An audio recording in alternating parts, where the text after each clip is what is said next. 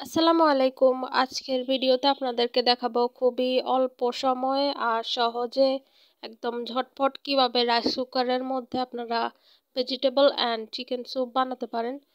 তো ভেজিটেবল তো এখন খুবই সস্তা চলতেছে, শীতকালে তো সব রকম ভেজিটেবল পাওয়া যায়।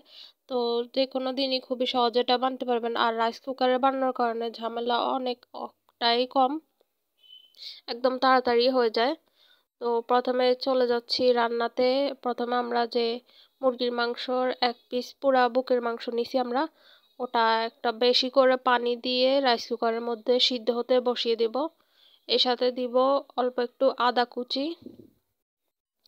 এগুলার পরিমাণ হচ্ছে আপনি যতটুকু স্যুপ বানাবেন সেই অনুযায়ী হবে। এখানে প্রায় 2 চা চামচের মতো আদা কুচি দিছি, আর সাথে দিছি লবণ। লবণ একদম স্বাদ মতো, স্যুপের মধ্যে যতটুকু লাগবে। তো আমরা বেশ অনেকগুলাই স্যুপ রান্না করব, তো বেশি করে লবণ দিচ্ছি। পরে আমরা টেস্ট করে যদি লাগে লবণ আরও অ্যাড করব। তো এবার ঢাকনা বন্ধ করে এটাকে সিদ্ধ হতে রেখে দেব। বেশিক্ষণ লাগে না সিদ্ধ হতে, ভাপ উঠলেই হয়ে যাবে সিদ্ধ। তো আমরা এবার মুরগির মাংসের পিসটা তুলে নেব। তারপরে এই যে মুরগির মাংস সিদ্ধ করা পানিতে চিকেন স্টক, এটার মধ্যে আমরা কেটে রাখা সবজিগুলো দিয়ে দেব। এখানে নিয়েছি বাঁধাকপি, ফুলকপি, পেঁয়াজ কলি, তারপর পেঁয়াজকে কিউব কিউব করে কেটে নিছি, বরবটি, গাজর, মানে যেসব সবজি এখন অ্যাভেলেবেল পাওয়া যায় শীতের সময়, তো বাঁধাকপি, ফুলকপি এগুলো খুবই সহজে পাওয়া যায়, গাজরও আছে। তো আপনারা চাইলে আপনাদের ইচ্ছে মতো আরও কিছু সবজি অ্যাড করতে পারেন, যেমন ক্যাপসিকাম, তারপর সুইট কর্ন, এগুলোও অ্যাড করতে পারেন সাথে। তো এখন একটু নেড়ে দেব হালকা একটু পানিতে ভালোভাবে মিশিয়ে, তারপর এটা ঢাকনা দিয়ে সবজিগুলো আর ওটা ভালোভাবে সিদ্ধ হতে রেখে দেব। তো সবজিগুলো ভালো করে চামচ দিয়ে ডুবিয়ে দিছি। তো এবার সিদ্ধ হতে রেখে দিছি। তারপর এবার যে চিকেনের পিসটা আমরা সিদ্ধ করে নিয়েছিলাম ওটা সুন্দরভাবে আঁশগুলা ছাড়িয়ে নেব। অনেক গরম ছিল তাই কাঁটা চামচ দিয়ে ছাড়িয়ে নিচ্ছে। ঠান্ডা হলে হাত দিয়েও ছাড়ানো যাবে, আপনারা যেমনি আঁশগুলা ছাড়ানোর সুবিধা হয় সেভাবে করবেন। তারপর একটা কড়াইতে সামান্য একটু তেল নিব।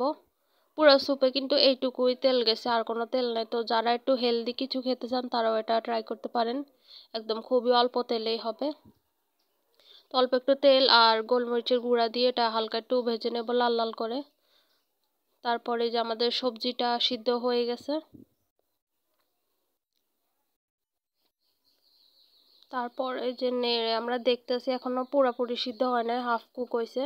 তো এবার আমরা সেই ভেজে রাখা মুরগির মাংসগুলা দিয়ে দিব। তারপর মুরগির মাংসগুলা দিয়ে দিছি। এবার একটু ভালোভাবে মিক্স করে দিব সবকিছু। শীতের সন্ধ্যায় কিন্তু এরকম গরম গরম এক বাটি সবজি স্যুপ হলে তো আর কোনো কথাই নাই। তো আপনারা এটা বাসায় ট্রাই করে দেখতে পারেন। আর রাইস কুকারে করার কারণ হচ্ছে ঝামেলা খুবই অল্প সময় হয়ে যায়, তেমন একটা ভেজাল হয় না, বা সিদ্ধ হলেই হলো সব কিছু। তো এবার স্যুপের মধ্যে দিয়ে দিব 2টা ডিম, একটা বাটিতে ফেটিয়ে নিছি আমরা। তো ওই ডিমটা এখন দিয়ে দিব। আর ডিম দিয়ে কিন্তু সাথে সাথে নাড়তে হবে, না হলে কিন্তু এক জায়গায় একদম জমাট হয়ে যাবে। তো সাথে সাথে নেড়ে একদম ভালোভাবে মিক্স করে দিব। তো খুব সুন্দর দেখতে হবে আর খাইতেও অনেক মজা হবে।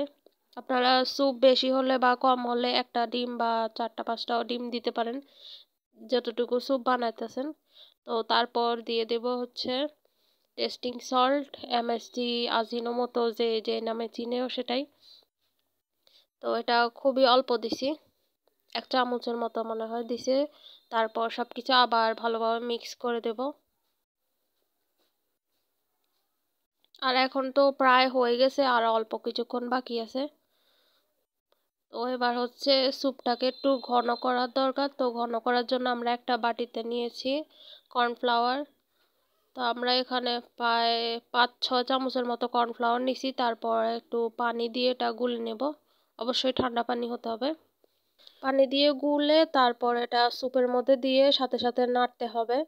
তো ওই পার্টটা আমার ভিডিও করা হয় নাই তাই দেখানো হয় না, কিন্তু আমি এখানে আগেই কর্নফ্লাওয়ার দিয়ে নেড়ে নিয়েছিলাম। তো স্যুপটা এখন অনেকটাই ঘন হয়েছে। তারপর এর মধ্যে দিয়ে দিয়েছি কাঁচামরিচ যেরকম ঝাল খান, আমরা অল্প একটু দিছি যেহেতু সবজি স্যুপ একটু ঠান্ডা ঠান্ডা ঝাল হলেই ভালো হয়।